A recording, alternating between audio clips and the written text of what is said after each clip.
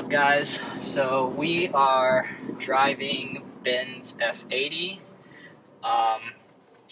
We are going to essentially compare a stock S55 or F80 with MPE Exhaust to my car. Mine being a manual, it drives completely different. So I want to take it out for a drive. What's that? Oh, I was just showing mine was DCT. Yeah, we're just taking it out for a drive and then going to give you some opinions of what this Hellcat wants to play. Yeah, we're gonna have to take this Hellcat to Gallup real quick. Yo, what tag is that? It's a transporter tag. Transporter tag? What the hell? It's probably being transported to another dealership from Dodge. They can transport these nuts! Transport this gap! Alright, so far, main differences that I can note. Oh, you bastard, Tacoma. Alright, so anyways, biggest thing so far is the steering wheel. He has the in-performance steering wheel, as you can see. Alcantara feels great. This car is about to hit me. Okay. Just got him off. Yep. BMW Live. Yep. Except I'm using the blinker. Alright. I-4 life in Florida. I-4 life. Terrible, as you guys can see all this traffic. Yep. Terrible. So, pretty much the steering wheel is great. Just sort of small. I think the circumference is smaller than the CS wheel for anybody that is debating about switching from the CS wheel or vice versa. It is smaller to the hands. For me, it's not a big deal because I have sort of small hands, but I do like the girth of the other one. But yeah, it's perfectly fine. The cool thing is his has the screen. It does light up when you accelerate at certain RPMs. It tells you when to shift, so I will try to do that without getting us in a wreck real quick. Like so. Really cool feature. It's just really dependent on if you want to spend $1,600 on a steering wheel or not. Ben luckily got it with this car, so no extra cost there. Facts. Next thing you notice is the red interior with the extended leather. I believe after 2016 they no longer did full leather and it was called extended leather. Is that correct, Ben? Yeah. So yeah, it's no longer called full leather. It's now called extended leather. And then it has all the red accents included with the seats. Oh my God, Florida. So he's showing you that stuff right now. And I'm sure the sun is blinding everybody, but it's fine. Yeah. Yeah. Man, traffic's horrendous today. I'm trying to get like some good pulls so I can really tell the difference, but it's sort of hard to do that right now. The DCT is really nice, really crisp. Would I buy it over a manual? Probably not. If I had a second M car, like a M3 or M4, and I wanted it as a daily, sure, DCT is the way to go. But I think if I had to choose between one or the other, the manual is going to be what I would choose, and that is why I own a manual. It's just something when you're driving and you just pull a gear, throw it into another one, it's something else. I don't know. I'm sure, Jesus, we're getting cut off by Hyundais, boys. I-4, I'm telling y'all, these guys don't play on here. Right, so as I'm avoiding accidents right now, it's nice not having to downshift a lot while in traffic like this, but I think the gears on the 6-speed manual are so long that it doesn't really matter. I stay in second or third for quite a bit, especially in this type of traffic. So for me, I don't have a problem shifting. I know some other people get annoyed with it, but hey, whatever. Man up. That's all I gotta say. But as we drive along, oh, there's a Lexus coming. I don't know what he's trying to get the gap or she trying to get the gap? Is it a she? That's a she. It's a she. She's on the phone. On the phone. Jesus, about to rear into a boat. Let me drive the boat. But some other things that are different, you know, they have his had the LCI AC unit, which mine I retrofitted in.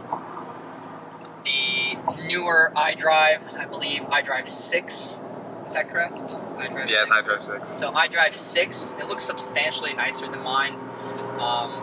You know, I wish I had this, but unfortunately that's not something I have the luxury of having unless I retrofit it, which will end up being around $1,500, I believe, especially if I want the touchscreen too. Maybe something I do down the road, but nothing major right now. As we drive, I believe I'm in sport. We have the MPE Exhaust, so I'll probably do a pull here shortly once these people get out of the way.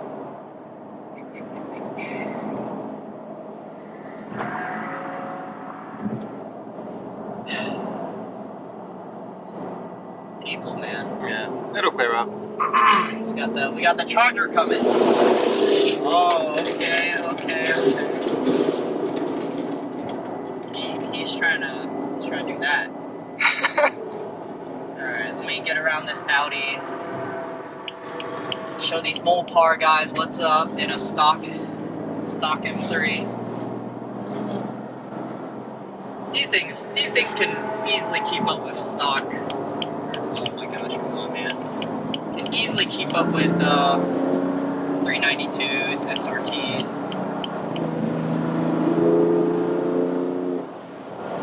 Acceleration isn't bad. It's definitely different than a Stage 2 car.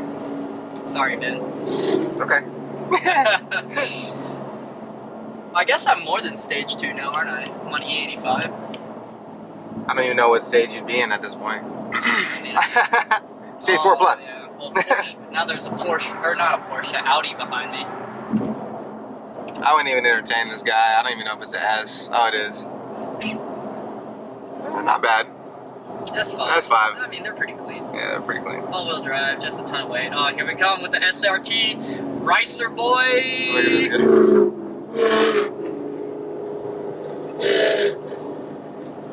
guy. Yikes. Stay away from my car, man. I don't want none of your problems. That sounds horrendous. You gonna take OBT or? Oh, I was going to go the other way.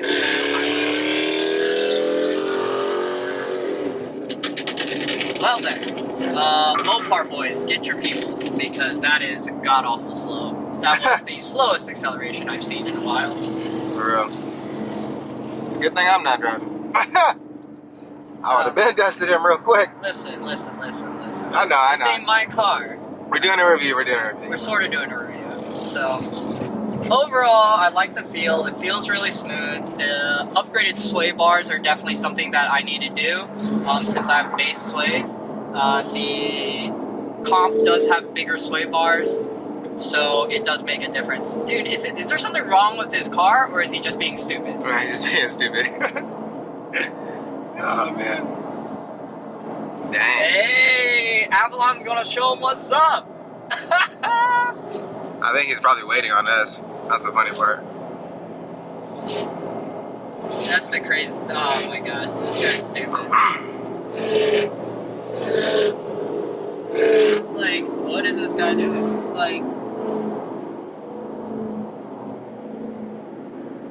car sounds horrendous, dog.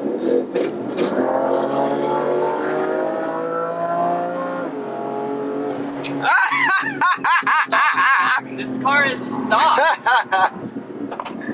Took him to Gapplebee's real took quick. him to Gapplebee's stock. Oh, you're calling me now. Oh, there you go. Am I calling? Let me end that. Oh, dang. Bro, okay, so not even in M2 mode, just in M1 mode.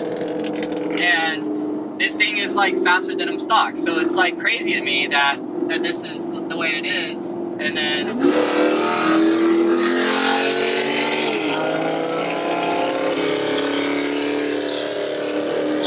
slow, absolutely slow. He's lucky I don't have my car, because I would straight send him to Gapplebee's right now. Yeah. I mean, he wasn't even pulling away from us. We just had to stop because there's traffic in our lane. We had to switch lanes. Oh man, this is horrendous. Why did he give me the shoulder shrug like I was about to lose? Right. Dog, relax.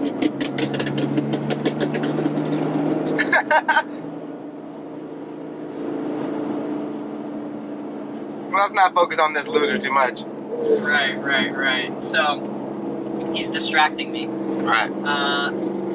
Yeah, so, I mean, as you can see, a S55 can keep up with these annoying SRTs.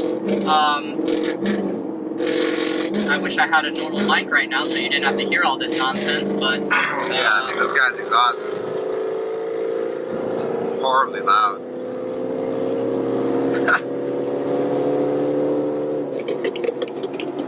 Anyways. So as I move over, Ben's car does have the... Let me get out of the way. Does have the blind spot mirroring, which is actually helping me out right now. Can you people get out of the way?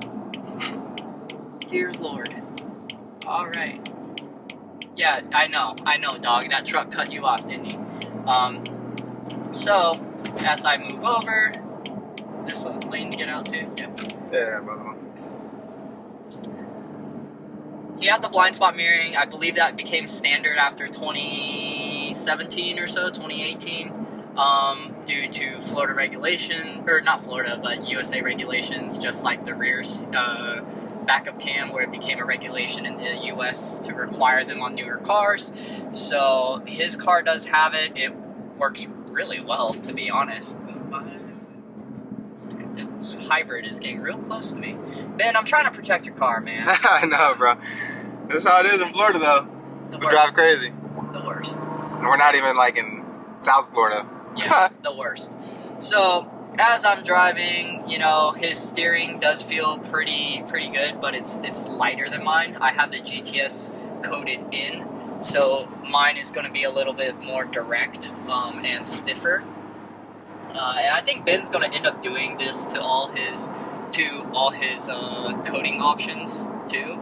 So I wanted to make sure I drove his car beforehand, and that way I can get a real feel of how do I like a stock comp versus pretty modded M. And I gotta say, it's not bad for a daily. You know, it's not something where I would have very many complaints. And I don't know, all you guys that are complaining about these comp seats, I'm a skinny guy and I have no complaints. Y'all just need to lose some weight or something. I'm just messing with y'all. No, I get it. It doesn't have the lumbar support if I'm not mistaken, so you don't get to adjust the back. For me, it's, you know, us Asian people, we sleep on anything, but sleep on the freaking floor, so it doesn't really bother me too much. Suspension feels very similar to mine. I think mine's a little bit more rough due to me being lowered and stiffer springs. I think everything else will feel relatively same. Throttle input's pretty similar. The DCT itself, like I said, feels great. A little bucking at low speeds, but nothing you can't control unless you're in the GTS tune or in full aggressiveness, I guess you call it. What is it called? For the diff, or not the diff, the trans, like the 3 levels. What is that? Yeah, well, yeah, the most aggressive setting for the transmission. Yeah. So when you throw it all the way up and whatnot, it does feel a little jerky. But I mean, that's, you know, it's a sports car, it's a track car. But yeah, as we head over to BMW right now to do something to Ben's car, we're gonna just really push this car a little bit. You know, I miss having a 4-door. Man, this acceleration, not bad, but not the fastest. But pushing the floor to the metal, and that's all you have to do, not bad. These brakes, not bad. They're no CCBs, but they're good. Frankly, the CCBs are great. I don't think the carbon ceramic side of it's really necessary.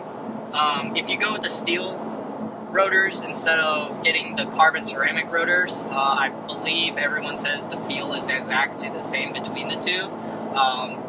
The main difference between Ben's car and my car is going to be the circumference or the size of the rotor. So mine is substantially bigger front and back. So when I push on the brakes, it's almost immediate. Like your face is about to hit the windshield. And I think Ben did that the other day where he tapped on the brakes and he's like, oh God. Yeah. So CCBs are definitely no joke. You will come to a stop, and if you're not used to, you know, driving a car with carbon ceramics, I can say from personal experience, you know, me being my car, driving this car, I'm used to how this car stops, so I can feel it. When I was driving Wayne's car the other day, I literally went to come to a stop just to make a turn, and I tapped his brakes, and I was like, oh God. I was like, I'm not used to this, you know, brake setup, because it's a completely different, you know, system in itself, how it stops, you know, the way it stops, how soon it stops, and things of that nature. So it's definitely something that if you're not used to it, it'll definitely, you know, take you by surprise. the something else I'm noticing is in the M3s, you definitely feel like you're sitting higher. And I know his car's not lowered, but even with mine being lowered, I feel very close to the ground. Also because the roofline too, the roofline is lower on the M4s, so that makes it feel a little bit more like cockpit style, I would say. But that's not something between a stock or a modded car. It's just an in general thing that I'm noticing right now. So far so good. I don't hear any leaks, no random wastegate rattle like mine has, unfortunately. Acceleration's good. Let's see if I can get it to do, no, there's people in the way. I was going to kick it down, but... Oh yeah, kick down. Kick down's cool. I do like it. But I don't know if it's something I do all the time, especially with the crank hub issues, which neither of us have the crank hub done, so that part sucks, but he's under warranty, so if the motor blows up, then Get a brand new one. yeah, he gets it covered. Not a big Blow the motor, Wayne, blow the motor. Get a brand new motor. Now, question, when they give you a brand new motor, do they replace the intake and stuff too, or is it just the motor? No, so it's just the motor, so in the unforeseen chance that this motor were to blow, and mind you, I only have about 21,000 miles on the car. So if this motor were to blow or the crank hub were to, you know, slip and spin or whatever, and if it was catastrophic, you know, to the engine, pretty much BMW would send me a crate motor, which is just the motor itself and all the pieces that are needed in order to make it tick. But I would have to transfer over the turbos, all the piping, all the hoses, all the fittings, all the feed lines, turbo coolant feed lines, everything like that. All the accessories and dress up that go on the motor, I would have to transfer over, but the actual physical engine itself, that would be brand new.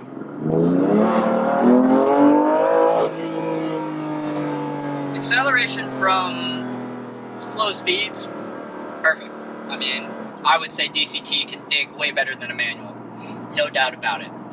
I think the problem is going to be in the higher RPMs. I don't know what gearing or how the DCTs handle gearing. I know you can do kickdown and things like that. But I know with manuals you can brake boost really easily. Is that a thing with DCTs or no? I've personally never brake boosted with a DCT, and I personally don't know if you can, but I mean, I'm sure you probably can. Well, I just know, like, in my F30, I had issues brake boosting because every time I hit the brake, it would cut boost. It would cut power, yeah. Yeah, so that was, oh my lord. Look at it. Yeah, I know. Look at it. We got a poser, guys. We got the fake M, boys. We got a fake M. I don't know if you guys can see that too well. You probably won't be able to, but... you can zoom in. Twist. Oh, no. Can you get it? He's getting away, but... It's a regular 428i quad tips and a regular M badge. No M4 badge, just a regular M badge. Caught him slipping. Oh, man. I always be seeing those things in Orlando. It's quite bad. The things we catch here in Florida, man, is the posers. And this is probably one of the more relaxed, boring videos, but, you know, it's just talk and drive with me and Ben. Donut. Nah, Right, right. People do donuts here, though.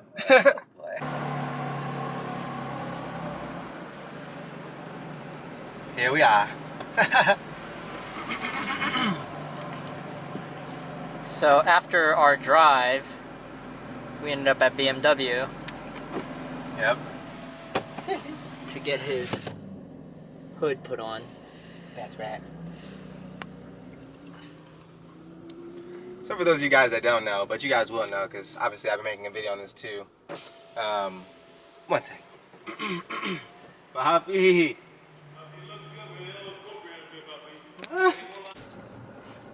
So yeah, guys, we're back with you now. Sorry, I was talking to my buddy Corson while we were inside. But, so, Wayne pretty much gave his 2 cents on, you know, my completely stock F80 M3 competition. Throw my seatbelt on for it chimes to death. There we go. So I guess my questions for Wayne now are, Wayne, being that you just drove this 100% power-wise stock, you know, M3, overall, what would you give it on a score of modern day sports cars? If you had to give it a score between, you know, 1 and 10 for comfortability, drivability, you know, daily driving, you know, power, things like that. So I would say it's hard to say, mainly because I haven't driven a modern, like, stock car recently. I think the most recent car I've driven that would be stock would be in the same power range would be like an SRT, and those are boats. Right. That makes sense. So, like, feeling wise, I would say, I mean, because the SRTs, depending on what model you get, sometimes come with more horsepower. The like torque feels a little bit the same. Right. Depending on when you hit it. I don't know, man. That's hard to say. Like, as a rating, 6 or 7 out of 10. Fair enough. And that's mainly because of for me, the power, I guess. Right. Because why? If I'm used to driving something with more power, like, of course, something lower is a little bit underwhelming. But that being said, I was really impressed with the new BRZ, because I've driven the old BRZ, so I had something to compare it to. Right. I'm trying to think, did I ever drive the E90? I don't think I've ever driven an E90, so I can't really compare to that. Right. But I've had an F30s. I mean, they were fun, but I mean, you pretty much capped them out on bolt-ons at 400. Right. So, yeah, I mean, these cars, you can go way past those numbers with bolt-ons and tunes, but I don't know, for me personally, like, so Wang's thing was, right, when Wang was buying his M car, which he ended up getting an M4, I think he actually wanted an M3. yep. But his thing was, he didn't really care about, per se, options, like, this is a competition, and Wang's is a base or whatever, but there's really no difference. They're both considered bases, but this just has the competition package, which means a better, different tune for more horsepower and more torque. But Wang, when he was looking, he didn't care about that because Wang knew that he was going to be modifying his car and tuning his car as soon as he got it. He didn't care about warranty or things like that. So that didn't really matter to him. Because once you start putting bolt-ons on these cars and once you tune it, it's pretty much the same as the competition if you get a base anyway. But for me, more or less, I knew I wanted a 2018 just because of some of the features that came on the car, as opposed to some of the features that didn't come on the previous year M3s and M4s.